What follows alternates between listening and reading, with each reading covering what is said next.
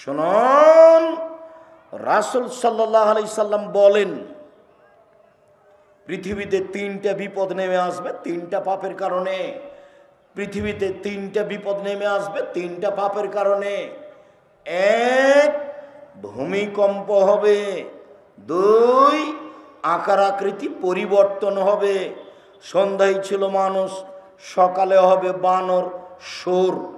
দুই, আকার আকৃতি পরিবর্তন হবে। সন্ধ্যায় ছিল মানুষ, সকালে হবে সুর, শুকুর, বানর। তিন, সামাজিক সমস্যা নেমে আসবে। মসজিদে মারামারি, মাদ্রাসাতে মারামারি, জমির দাম যা, রেস্টি খরচ তাই, সব সমস্যা চতুর্দিক থেকে নেমে আসবে তিনটা পাপের কারণে। এক, এই যে সারেবুল খমরা, মানুষ যখন বিড়ি, তামাক, জর্দা, সিগারেট, গুল, নেশাদার দ্রব্য খাবে, পান করবে, তখন তিনটা সমস্যা নেমে আসবে। দুই, জাহারাতিল কায়নাত, মেয়েরা যখন নাচবে, সব মোবাইলে মেয়ে নাচে, সব দোকানে মেয়ে নাচে, সব বাড়িতে মেয়ে নাচে। মেয়েরা যেদিন নাচবে সেই দিন তিনটা বিপদ নেমে আসবে। তিন, জারাবুবিল মাজেব, যেদিন বাদ্যযন্ত্র প্রকাশ পাবে, সব মোবাইলেই বাজনা বাজে, সব দোকানেই বাজনা বাজে, সব বাড়িতেই প্রায় বাজনা বাজে। যেদিন বাদ্যযন্ত্র প্রকাশ পাবে সেদিন তিনটা বিপদ নেমে আসবে। এক, ভূমিকম্প হবে। দুই, মানুষের আকার আকৃতি পরিবর্তন হবে। তিন, সমস্যা নেমে আসবে, যেখানে সেখানে মারামারি হইচই দেখা দিবে, কেউ কারো কথা মানবে না তিনটা পাপের কারণে। দেখো, ওই মেয়েকে তোমার বড় মোবাইলে দেখে চক্ষু ঠান্ডা করো না, কলিজা ঠান্ডা করো না, মন ঠান্ডা করো না। এই রং মাখানো পতিতালয়ের খারাপ মেয়েকে দেখে চক্ষু ঠান্ডা করে, কলিজা ঠান্ডা করে তুমি জান্নাতের মেয়ে ভোগ করবে, এই আশা করো না, ভুল হিসাব। জান্নাতের মেয়ে ওরা খুব দামি, ওদেরকে জিন কোনোদিন স্পর্শ করেনি, ওদেরকে মানুষ কোনোদিন স্পর্শ করেনি। ওদের মাথার চুল লম্বা লম্বা, কোঁকড়া কোঁকড়া, কুচকুচে কালো। ওদের চক্ষু হচ্ছে টানা টানা, লম্বা লম্বা, মনে হবে যেন সুরমা লাগানো আছে, একবারে ডাগর ডাগর, বড় বড় লম্বা লম্বা চোখ বিশিষ্ট তারা। তাদের কোনোদিন পেশাব হবে না, তাদের কোনোদিন পায়খানা হবে না, তাদের কোনোদিন হায়েজ হবে না, তাদের কোনোদিন কাপড় ময়লা হবে না। ওরা ভিন্ন ধরনের নারী, অতীব সুন্দরী নারী। এই নারী জান্নাতে ভোগ করতে হলে এই রং মাখানো পতিতালয়ের নারী থেকে বিরত থাকো, পথ সহজ। আল্লাহ নবী বলেন, তিন শ্রেণীর মানুষ জান্নাতে যাবেই। এই ছেলে, ওই যে বাচ্চাটা দৌড়াদৌড়ি করছে, আমি এখান থেকে দেখতে পাচ্ছি, তুমি দেখতে পাও না? তোমাকে যে বললাম, এই পাড়ার ছেলেরা যারা প্রোগ্রামের ব্যবস্থা করেছো, তারা এখানে দাঁড়াও, একজন মধ্যে একজন দাঁড়াও, ওই মাথায় একজন দাঁড়াও, মাঝামাঝিতে একজন থাকো, ওখানে অন্তত 10 জন দাঁড়াও। কালকে যেখানে প্রোগ্রাম ছিল 30-40 হাজার মতো মানুষ ছিল, অন্তত 40 জন পাহারাদার ছিল, 40 জন। পিপিলিকা এদিক ওদিক যেতে পারবে না। তোমরা নিজেরা একটু দায়িত্ব পালন করো, যাতে করে পথটা আমাদের জন্য, যারা এসেছি আমরা, আমাদের জন্য যেন সহজ হয়। একটু বলে নি, 3 শ্রেণীর মানুষ জান্নাতে যাবেই যাবেই যাবে। এক, আল্লাহর ভয়ে কাঁদে যে। 2, আল্লাহ রাস্তায় পাহারা দেয় যে। 3, অপর বেগানা নারীকে দেখে চক্ষু নিচু করে যে, সে জান্নাতে যাবেই। এবার তোমার মোবাইলের কি হবে? এবার তোমার বাড়িতে দেওয়াল ভর্তি টিভির কি হবে? এবার আপনি যে কলেজের প্রিন্সিপাল, মহিলা কলেজের, আপনার কি হবে? আপনি যে গার্লস স্কুলের প্রধান, হেডমাস্টার, আপনার কি হবে? দুনিয়াতে সব মেয়ে উলঙ্গ হয়ে গেলে ধর্ম বিকৃত হবে না। পৃথিবীর মানুষ, আমাদের নবী মুহাম্মদ সাল্লাল্লাহু আলাইহি ওয়াসাল্লাম দুঃখ করে বলেছেন, আফসোস করে বলে গেছেন, পৃথিবীর মানুষ শোনে রেখো, আমার উম্মত কৃষ্টি কালচারে, চাল চরিত্রে, পোশাক আশাকে, চলন ফিরনে, খাতা কলমে, পড়াশোনায় মিলে যাবে ইহুদি খ্রিস্টানদের সাথে। ডান হাতের বিঘত যেমন বাম হাতের সমান, বাম হাতের বিঘত যেমন ডান হাতের সমান। আমার উম্মত চাল চলনে, কথাবার্তায়, পোশাক আশাকে, কৃষ্টি কালচারে মিলে যাবে ইহুদি খ্রিস্টানদের সমান। ডান পায়ের জুতা যেমন বাম পায়ের সমান, বাম পায়ের জুতা যেমন ডান পায়ের সমান, সমান সমান মিলে যাবে। এই পর্যন্ত হলেই তো যথেষ্ট ছিল। এবার তিনি নিচে নামতে লাগলেন ভাষার। নিচে নামতে নামতে নামতে বলছেন, পৃথিবীর মানুষ শুনে রেখো, আমি বলে গেলাম, ইহুদি খ্রিস্টান যদি মায়ের সাথে জেনা করে থাকে, আমার উম্মত মায়ের সাথেও জেনা করবে। এই কথা আল্লাহর নবীর মুখের কথা, হাদিস সহিহ। পড়ে দেখেন, উপদেশ বইয়ে লেখা আছে বা ক্ষতিগ্রস্ত বইয়ে কোথাও লেখা আছে। আপনি দেখতে পান না মেয়েদের সামনের চুল ছোট কেন? আপনি দেখতে পান না মেয়েদের লম্বা লম্বা নখ, নেইল পালিশ দেওয়া আছে? ইহুদি খ্রিস্টানদের পতিতালয়ের মেয়েদের বৈশিষ্ট্য লম্বা নখ রাখা এবং নেইল পালিশ দেওয়া। প্রায় মেয়ে নখ লম্বা রেখেছে, প্রায় মেয়ে। ওর যেটা বাপ ওটা ওর বাপ নয়, মেয়েটা বুঝতে পারেনি, ওটা হলো ওর সৎ বাপ, ওটা ওর সৎ বাপ। ওকে যাকে ও মা বলছে মেয়েটা, ওটা ওর খালা।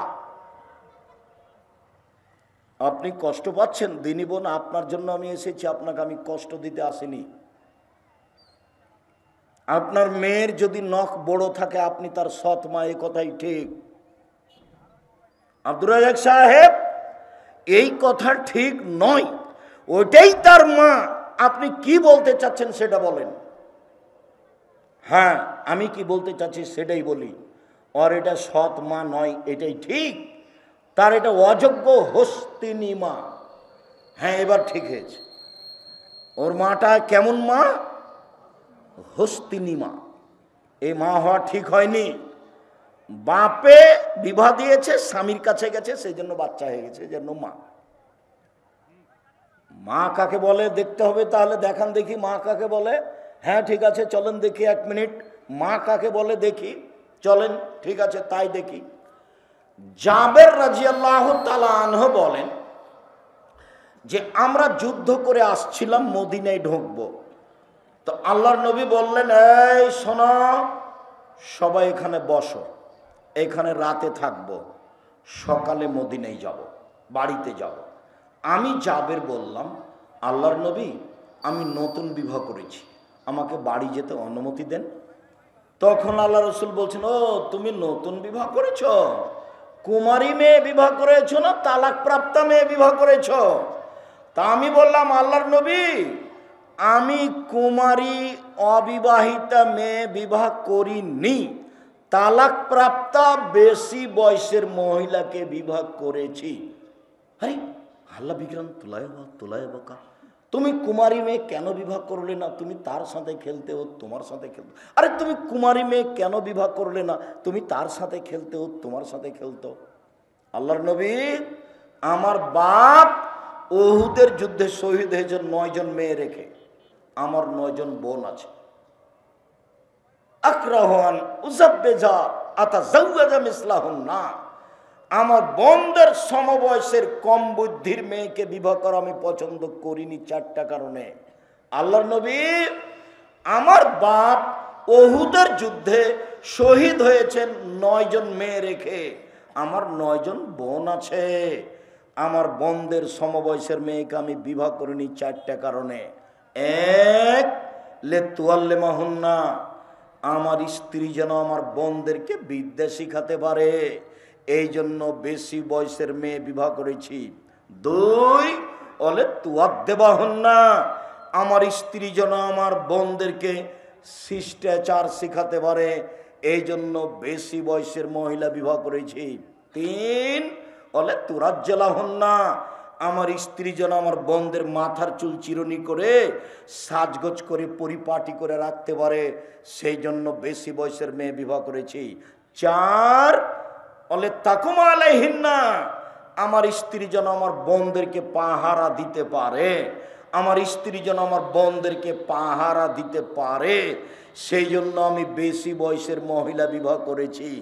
এবার উপস্থিত বৈঠকের মুসলিম বোন, আপনি বলেন আপনার মেয়েটার নখ বড় আছে, নেইল পালিশ আছে, আপনি কি পাহারা দেন? কি পাহারা দেন? আপনার মেয়ে আপনার পাশে এখন বসে আছে, মাথায় কাপড় নাই, ক্লাস 10-এ পড়ে। আরে আপনার পাশে নয় যে বাজারে ঘুরছে। ক্লাস 8-এ যখন পড়ে তখন তার হাইজ হয়েছে 3 বছর থেকেও যুবতী, বিবাহ দিলে 2টা ছেলে হতো। আপনি ছোট বলেছেন, ও ছোট নয় তো, ও এখন এখানে ঘুরছে। আপনি আমাকে কি বুঝাতে চাচ্ছেন? আপনাকে আমি সৎ মা বলে কষ্ট দিতে চাইনি, আপনি এখন বলেন যে না আমি সৎ মা, এই জন্য আমি দেখিনি। আপনারা আপনি ঠিক বলেছেন। শিষ্টাচার কাকে বলে? শিষ্টাচার কাকে বলে? নখ বড় আছে এটা শিষ্টাচার হলো? চুল এভাবে বাম দিক থেকে সেদিকে উপরে ধামাওয়ালিদের মতো করে বাঁধা আছে, এটা শিষ্টাচার হলো?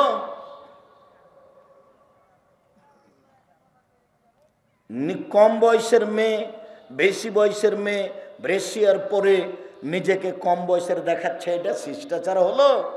খাটো মেয়ে উঁচা স্যান্ডেল পরে নিজেকে লম্বা দেখাচ্ছে, এটা শিষ্টাচার হলো? ভুরু তুলে চিকন করে কাজল দিয়ে রেখেছে, এটা শিষ্টাচার হলো? দাঁত ছিলে চিকন করে রেখেছে বিউটি পার্লারে গিয়ে, এটা শিষ্টাচার হলো? গোটাটায় প্রতারণা, তারপরে আপনি মা, এটা কেমন হলো কথা? ভুল হিসাব, আপনি বুঝতে ভুল করেছেন। সম্মানিত দিনী ভাই বোন, আমার এখানে কথা আরো ছিল, তো আমি এখানে রেখে দিলাম। আসলে বিষয় আজকের এটা নয়, সদাচরণ বিষয়। চলেন দেখি। সদাচরণই এমন একটা জিনিস যা দিয়ে সবচেয়ে দামি জান্নাত পাওয়া যাবে। জান্নাতে যতগুলো জান্নাত আছে ঘর, সবচেয়ে দামি যেটা, সেটা সদাচরণে পাওয়া যাবে। প্রমাণ আবু মালিক আশআরী রাদিয়াল্লাহু তাআলা আনহু বলেন, আল্লাহর নবী বলেন জান্নাতে কোনো ওদের ঘর রয়েছে এত উন্নত মানের পদার্থ দ্বারা তৈরি, যার ভিতর থেকে বাহির দেখা যায়, বাহির থেকে ভিতর দেখা যায়, খালি টক টক টক টক করছে, ঝকঝক ঝকঝক করছে। তখন সাহাবীগণ বললেন লেমান হাজিহি, এত দামি ঘর কে পাবে? তখন আল্লাহ রসুল বললেন লেমান আলানাল কালামা, যার স্বভাব ভালো, চাল চলন ভালো, সেই পাবে। আয়েশা রাদিয়াল্লাহু তাআলা আনহা বলেন সদাচরণ দিয়ে 2টা বড় বড় আমলের নেকি পাবে। ইন্নামাল মুমিন ইয়াজদু বিহুসনি খুলুকিহি দারাজাতা সাইমাল কায়েমে, রাতে তাহাজ্জুদ পড়ে যত নেকি হয়, দিনে নফল সিয়াম রোজা থেকে যত নেকি হয়, সদাচরণে তত নেকি হয়। নিয়মিত রাতে তাহাজ্জুদ পড়ে যত নেকি হয়, নিয়মিত নফল সিয়াম রোজা থেকে যত নেকি হয়, সদাচরণে তত নেকি হয়। সদাচরণ কি জিনিস? সদাচরণ হলো ভালো কথা, ভালো কর্ম। বুঝার জন্য ওই কথাটা আবার বলি, প্রয়োজনে আবার শেষে বলবো। বাড়ি থেকে বের হয়ে দেখছি যে অটোটা দাঁড়িয়ে আছে, তো একজন বসে আছেন অটোতে। আমিও উঠেছি, উঠে আমি বসিনি, লোকটা অটো টান দিয়েছে, তো আমি ধাক্কা খেয়ে লোকটার উপরে পড়ে গেছি। তো লোকটা বলছে বসেন বসেন, কোনো সমস্যা নেই, বসেন বসেন বসেন, কোনো সমস্যা নেই। এটা একটা আচরণ। লোকটা বলছে কপালে চোখ নাই, দেখতে পান না, কপালে চোখ নাই, হিসাব করে গাড়িতে ওঠেন না, এটা একটা আচরণ। বলেন তো কোনটা সদাচরণ? আগেরটা। ক্ষমতা দেখিয়ে বাঁচতে চাইবেন না 2 দিন, সময় 45 মিনিট, খুব ভালোভাবে মনে রাখবেন। এর চেয়ে যেন আপনার শিক্ষা বেশি না থাকে। 1,500 বছর জুলুম করার পর একদিন পানিতে কি হয়েছে? ডুবে গেছে। দাম্ভিকতা দেখে একদিন বাঁচতে চাইবেন না, ভুল হিসাব। শুনুন, সদাচরণ এমন একটা জিনিস যা দিয়ে বয়স বেশি হয়, যা দিয়ে রুজি বেশি হয়, টাকা পয়সা হয়, ধনী হয়ে যায়। ওই অবাক কথা। আনাস রাদিয়াল্লাহু তাআলা আনহু বলেন, আল্লাহর নবী বলেছেন, মান সাররাহু আইয়ুবসাতালাহু ফি রিজকিহি ওয়া ইউনসালাহু ফি আসারিহি। কেউ যদি চায় আমার টাকা বেশি হয়ে যাক, কেউ যদি চায় আল্লাহ আমাকে লম্বা বয়স দেখ, কেউ যদি চায় আমার টাকা বেশি হয়ে যাক, কেউ যদি চায় আল্লাহ আমাকে অনেক দিন বাঁচিয়ে রাখুক, ফালেসেল রাহেমাহু, সে যেন সদাচরণ করে, সে যেন চাল চলন ভালো করে। চাল চলন ভালো এমন একটা জিনিস যা দিয়ে বয়স বেশি হয়ে যায়, যা দিয়ে ভাগ্য পরিবর্তন করা হয়। আল্লাহ রাসূল বলেন, লা ইয়ারদুল কাযা ইল্লা বিদুআই ওয়া লা ইয়াজিদু ফিল আমর ইল্লা বিল বির। দোয়া করলে ভাগ্য যা আছে তা কেটে নতুনভাবে লিখে দেওয়া হয়। দোয়া খুব পাওয়ারফুল জিনিস। দোয়া করলে ভাগ্যে যা আছে তা কেটে নতুনভাবে লেখা হয়। সদাচরণ করলে বয়স বেশি হয়, ভাগ্য কেটে লিখে দেওয়া হয়। সদাচরণ করলে বয়স বেশি হয়, ভাগ্য কেটে লিখে দেওয়া হয়। সদাচরণ নেই যার, আল্লাহ নেই তার। সদাচরণ নেই যার, আল্লাহ নেই তার। সদাচরণ আছে যার, আল্লাহ আছে তার। আবু হুরায়রা রাদিয়াল্লাহু তাআলা আনহু বলেন, সদাচরণ শব্দটি রাহমান থেকে নির্গত হয়েছে। আল্লাহ তাআলা বলেন, এই সদাচরণ, মান ওয়াসালাকে ওয়াসালতুহু, তোমাকে যে নিবে আমি আল্লাহ তাকে নিব। সদাচরণ, তোমাকে যে ছেড়ে দিবে আমি আল্লাহ তাকে ছেড়ে দিব। যার সদাচরণ আছে তার আল্লাহ আছে, যার সদাচরণ নেই তার আল্লাহ নেই। খেতে পাই কিভাবে? হিন্দু যেভাবে পায়। ইহুদি খ্রিস্টান খেতে পায় না, টাকা পয়সা তো তাদের, অর্থ সম্পদ তো তাদের, ওটা হলো দুনিয়া।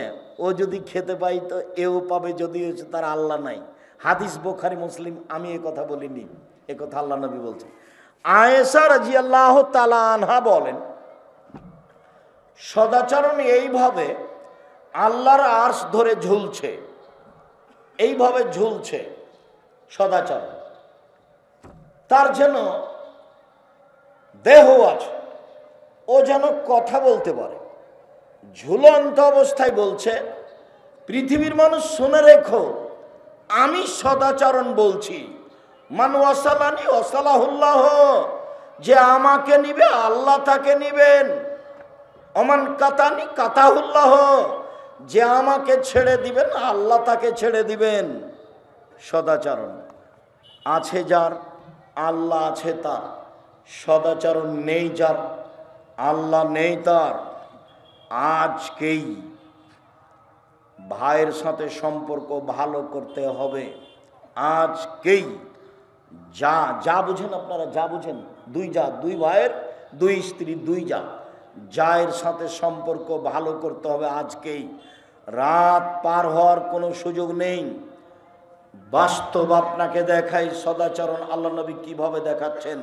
আল্লাহ নবী বলছেন, আল মুমিন লিল মুমিন কাল বুনিয়ান ইয়াশুদ্দু বাজু বাজা। একজন মানুষ মোমেন পুরুষ আর একজনের সাথে এইভাবে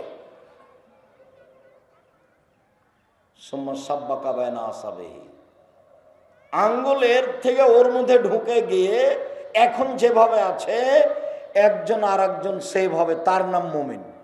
এই জন্য বলি যে দল সংগঠন করিয়েন না। দল সংগঠন করে আপনি যার সাথে আছেন স্যার সেইগুলি ভালো, আর বাকিরা সব খারাপ। ভুলেও যাবেন না, বহুদিন বলেছি দুইজন মেয়ে একসাথে জন্ম নিয়েছে, যমজ। দেখতেও খুব সুন্দরী, মেধাও খুব ভালো, চাল চলনও ভালো। বড় হলো বড় হলো বড় হলো, একজন আর একজনকে ছেড়ে থাকতে পারে না। মনে হচ্ছে যে পেশাব করতে একসাথে যায়, পায়খানাতে একসাথে যায়। একজন আর হলে আর একজন বলে আম্মা অমুক কোথায়। তাকদির বশত একজনের বিবাহ হলো বিএনপি লোকের সাথে, একজনের বিবাহ হলো আওয়ামী লীগের লোকের সাথে। দেখা গেল কয়দিন পরে তারা আর কথা বলে না।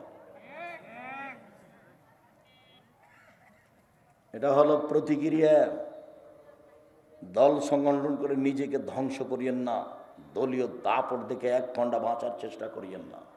এই ছেলে তোমাকেই বলছি, ক্ষমতা দেখিয়ে বাঁচার চেষ্টা করিও না, নরম হয়ে বাঁচো। যে কতদিন বাঁচতে এসেছে নরম হয়ে বাঁচি, যা হবে হবে। কে কি লুটে নিল অর্থ সম্পদ বিবেচনা করার দরকার নেই, নরম হয়ে বাঁচতে শিখি।